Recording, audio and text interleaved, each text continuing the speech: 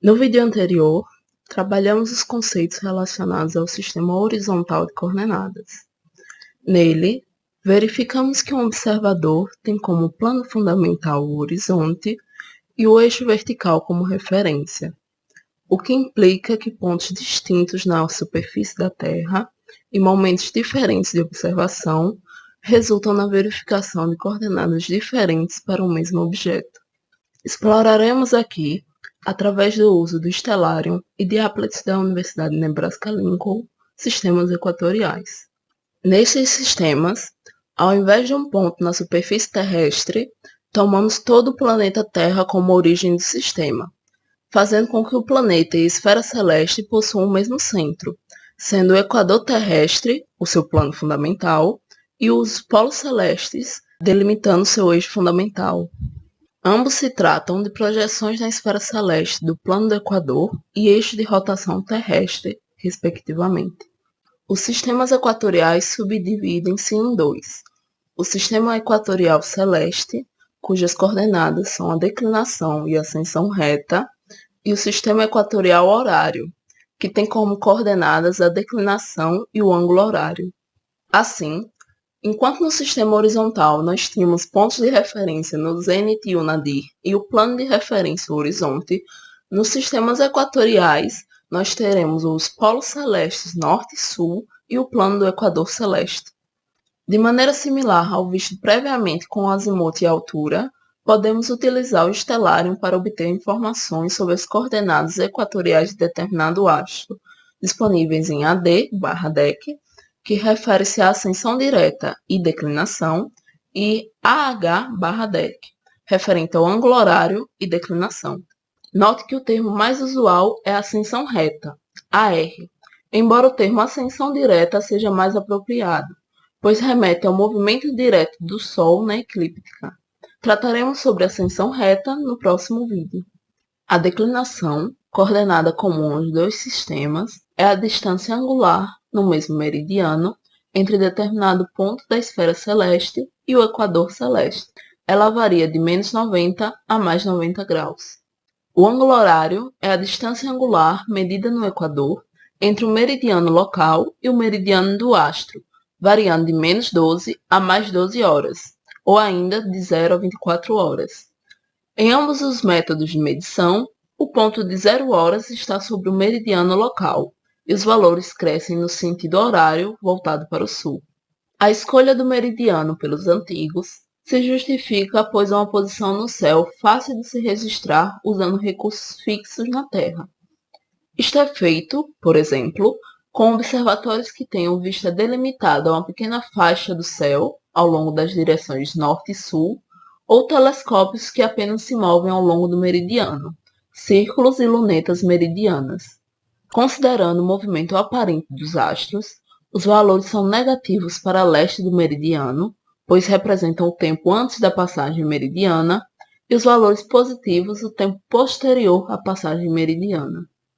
Vale lembrar que, em seu movimento aparente em torno do polo visível, os astros podem passar uma ou duas vezes pelo meridiano. Isso depende se eles estão em um ângulo menor ou maior do que o conhecido como Círculo da Perpétua Aparição, que delimita se estes astros nascem e se põem em uma dada região ou estão sempre acima do horizonte. Ao passar duas vezes, definimos que o astro está em culminação superior quando a altura for máxima e culminação inferior quando a altura for mínima. Um exemplo histórico de observatório antigo dedicado à observação de objetos em passagem meridiana é o Observatório de Ulugh-Beg, no atual Uzbequistão. O Observatório de Ulugh-Beg era um edifício em forma de quadrante cilíndrico de 3 andares, ao qual foi posteriormente introduzido em seu interior um sextante de 40 metros de raio, embutido em uma trincheira de 2 metros de largura, construída no mesmo plano que o meridiano. O principal componente deste observatório era uma escadaria curva, ao longo do raio do quadrante cilíndrico. O topo desta escadaria estava alinhado com a abertura da trincheira e a linha do horizonte, de modo que, ao descer-se por esta escadaria, a linha divisada formava diferentes ângulos com o horizonte. Com isso, era possível medir diferentes alturas no céu com extrema precisão. Ao observar o movimento dos astros durante a noite, era possível notar que eles aparentavam girar em torno de um ponto, o polo celeste.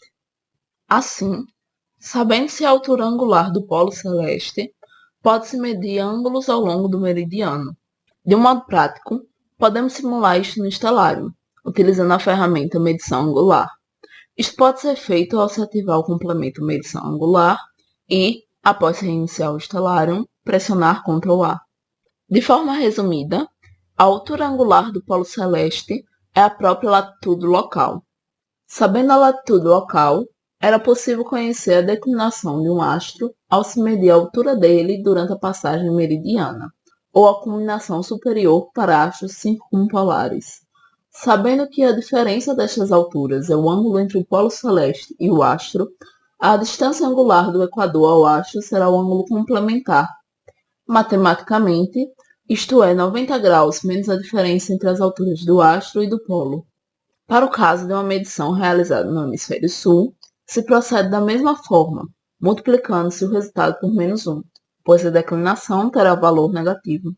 Além da declinação, também era possível determinar o ângulo horário dos astros em determinado momento, devido à regularidade de seu deslocamento angular em função do tempo, causada pela rotação terrestre, 15 graus por hora.